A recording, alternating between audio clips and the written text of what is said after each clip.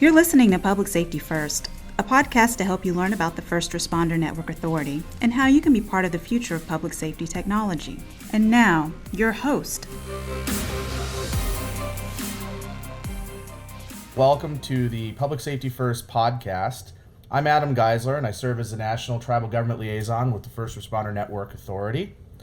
We're here in Nashville, Tennessee with the Tribal Working Group to discuss the current and future work that the FirstNet Authority is going to be doing with tribes across Indian country. Today, we're joined by Danae Wilson, a leader at the forefront of tribal emergency communications and telecommunications in general for Indian country. Danae has a long history in this field with more than 2 decades of experience working for the Department of Interior, Office of Special Trustee, as a consultant for a communications company and public utilities and a retail chain that covered New Mexico and Texas. Today, Danae serves as the manager of the Department of Technology Services for the Nez Perce Tribe, which is located in northern Idaho, and the National Congress of American Indians, NCAI, Public Safety Advisory Committee representative and delegate to the PSAC Tribal Working Group. She also serves on the Federal Communications Commission Intergovernmental Advisory Committee and the Native Nations Communication Task Force. Finally, she leads the Public Safety Advisory Committee Tribal Working Group, as she did today for our Tribal Working Group here in Nashville, Tennessee.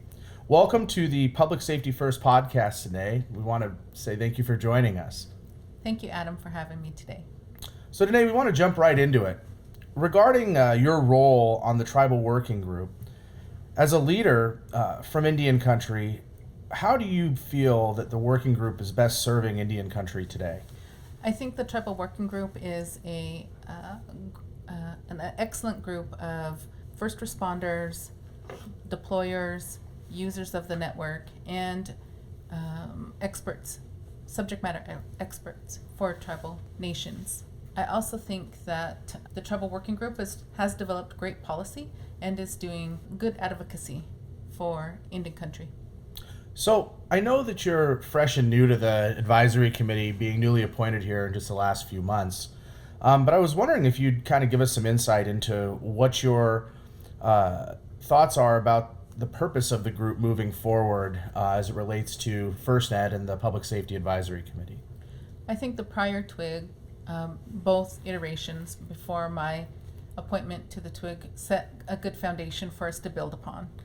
I think what we're going to be focusing on is adoption and deployment.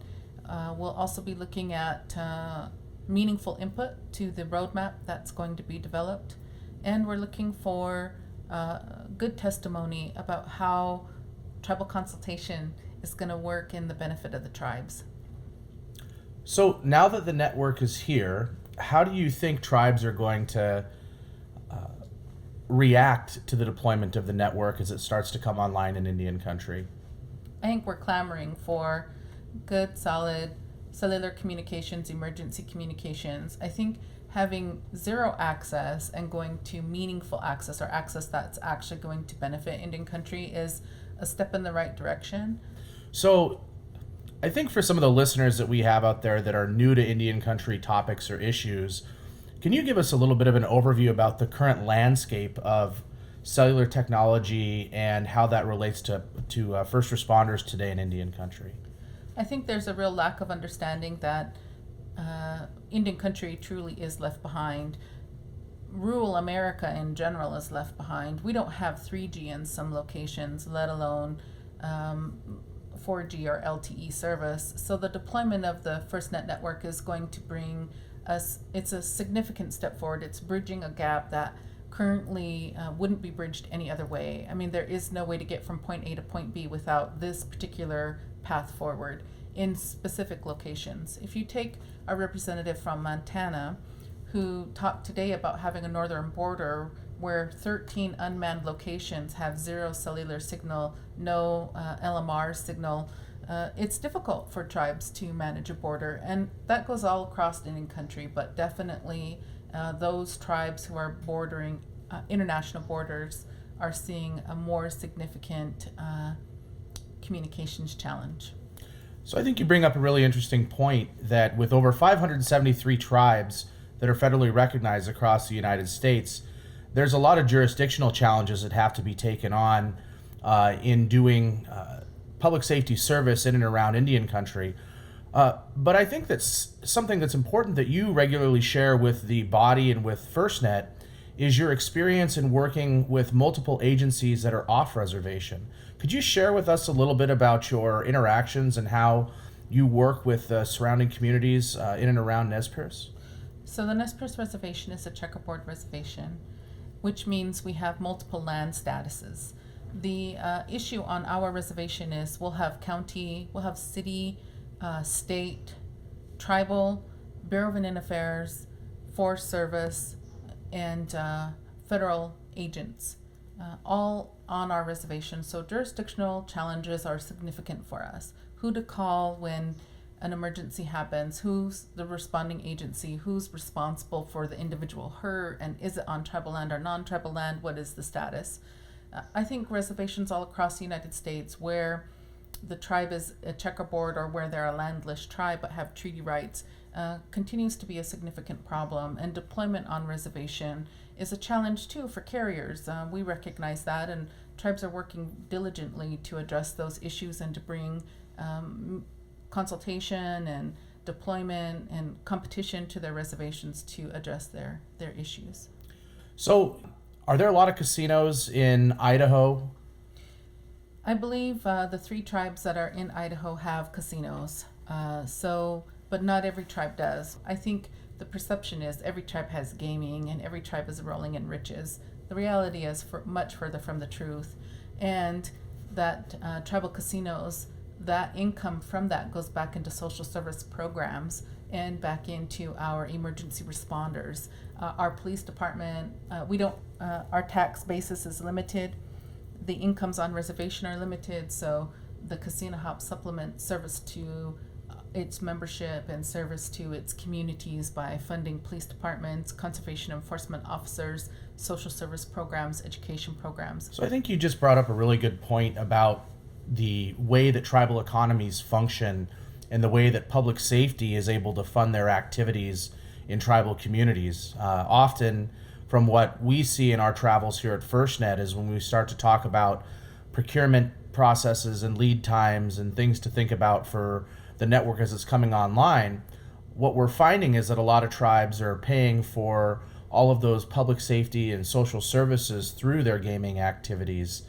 So it sounds like that's something that's going on for you as well.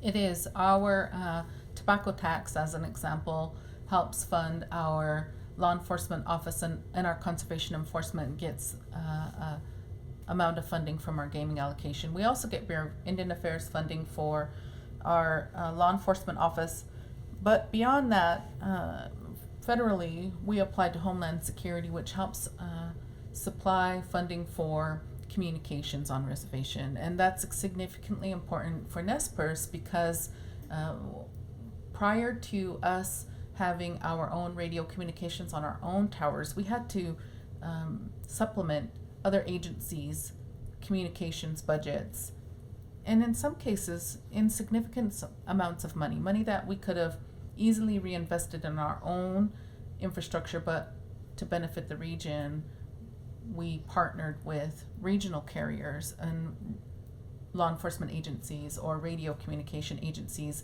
and we've made an effort to share that infrastructure for the betterment of the entire region.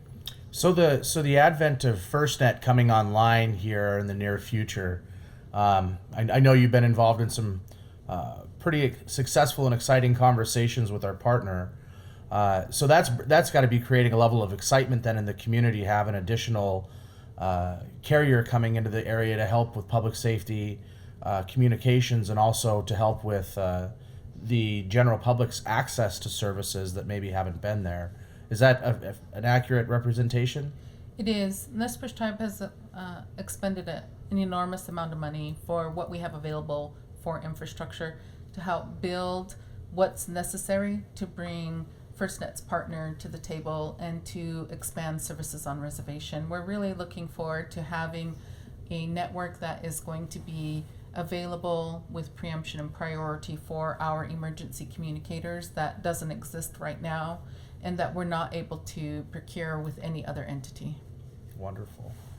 Well, that's exciting stuff. I know that you've championed a lot of things related to FirstNet here in the last few months, but I also know you're championing some things prior to coming on board with our working group. Are there any processes that are available to tribes that you've experienced that have been helpful that you may want to share with some of the listeners? I do think there's tribal consultation, of course, as always. I've been preaching that for years. Utilize the tools that you have. FirstNet is our federal partner, and they recognize that. So championing something that we have access to and that we can call upon to bring other entities, responders to the table is great for us. I also think being involved in your state operations, your emergency communications, whatever those state operables are called in your state, those emergency planning committees are going to determine how deployment is taking place in your state. Tribes need to take an active role in how their states and demand a seat at that table. It's their right, and right now that's where the deployment monies are going, is to states. The plans are going through the state plans, so I really think tribes need to take an aggressive role in ensuring that their lands are included. So I think that kind of dovetails into some other thoughts and comments I'm hoping we can get from you related to the work that you've done specifically with the First Responder Network Authority and AT&T on planning and addressing challenges. I'm wondering if you could tell us a little bit about the experiences that you've had so far in implementing policies or in coordinating with AT&T and FirstNet. I want to say, first of all, our tribal consultation was hugely successful. I can't thank FirstNet enough for taking on that government-to-government relationship with Nez Perce in particular, but tribes in general, recognizing that federal role, federal to federal. It was enormously beneficial to Nez Perce. In deployment, it gave AT&T a really good sense of the fact that the tribe is at a level that they may not have known we were able to perform at, and that we understood what those emergency communication needs were probably better than anybody else, and that those emergency communications were not only benefiting the tribe but benefiting the entire region. And so having that ability and FirstNet responding to the request was extremely helpful for us. And they helped negotiate where now our region is going to see enhanced deployment that previous to our request for government to government was not as robust. We're going to see a significant increase in what's going to be available in north central Idaho that would not have been there otherwise. So looking into the future and where FirstNet is going, you're obviously one of the first tribes to work through some of the processes and help correct some of the challenges as we all learn together. But I'm wondering if there's some points or thoughts that you may want to share with other tribes that are considering either purchasing service or working with our partner to expand coverage and infrastructure in their lands.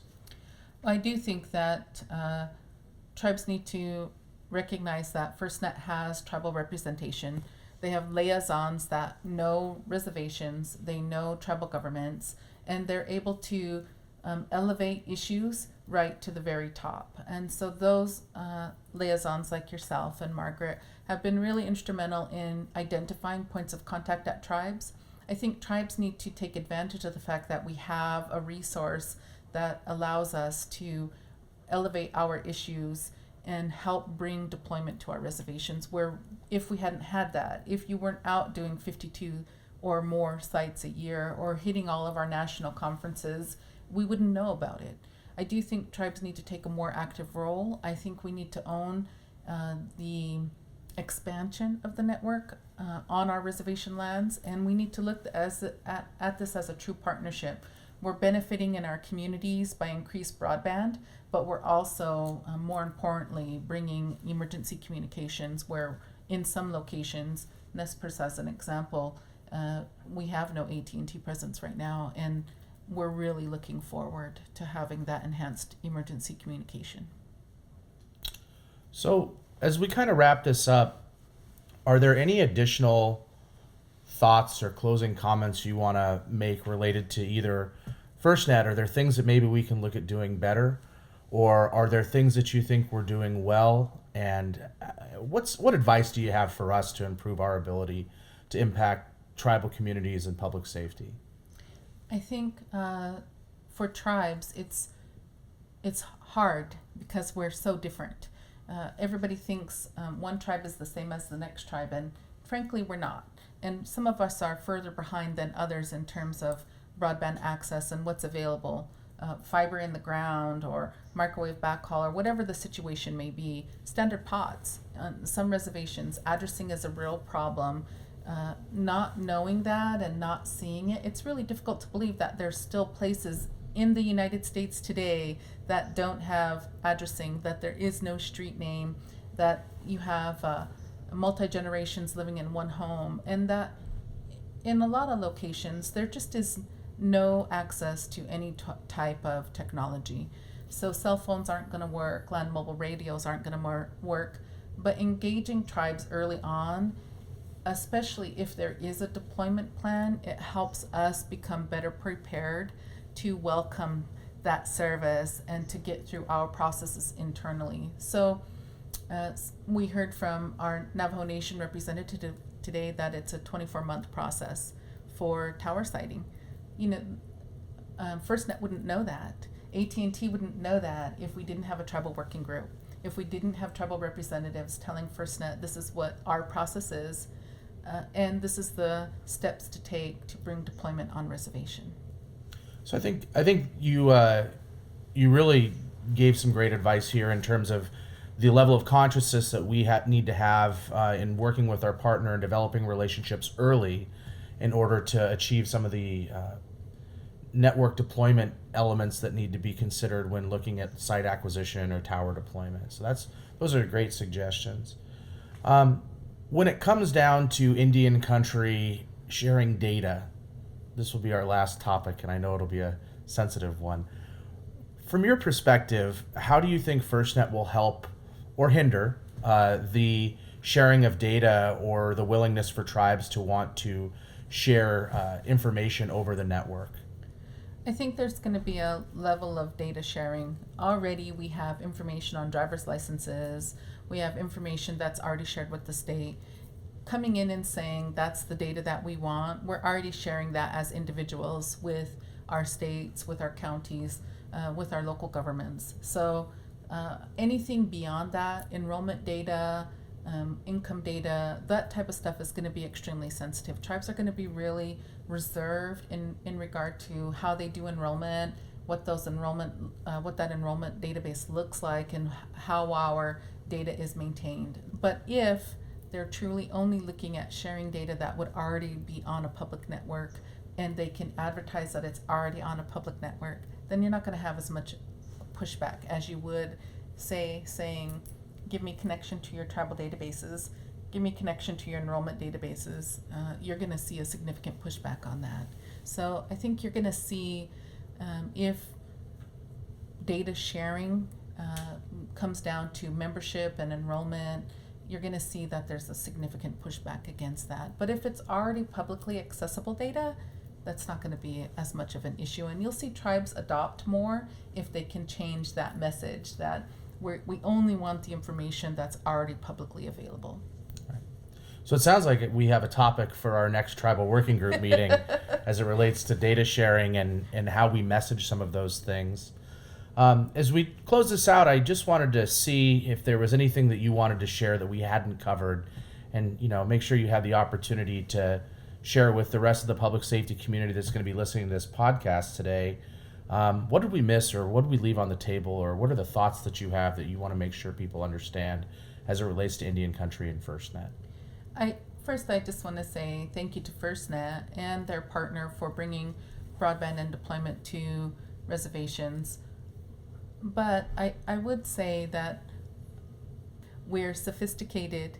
We were nations before anybody else came. We had a society before anybody else was here. And we truly are respectful of each other. And so more than anything, don't come thinking we don't know what we're doing, because although some of us are further behind than others, we definitely know what we want. We know how we're going to get there. And in 90%, 80% of the cases, we're either already building it or we're blazing the trail so that an entity can walk in like your partner and say, oh, they have an infrastructure. Let's utilize what they have. Wonderful. Well, Danae, I just wanted to thank you for your time and your commitment to the working group and to making the First Responder Network Authority the best that we can, and quite frankly, your candor. We can't improve the network without having an honest dialogue, and we know that the public safety community can handle the tough conversations that we have to have, whether it's in Indian country or any place else. So with that, I'm going to go ahead and wrap up this podcast today. I want to thank all the listeners for joining us at the Public Safety First podcast, the first tribal edition. So to all of you out there, Nishum Plovik, and you guys have a great day. Thank you.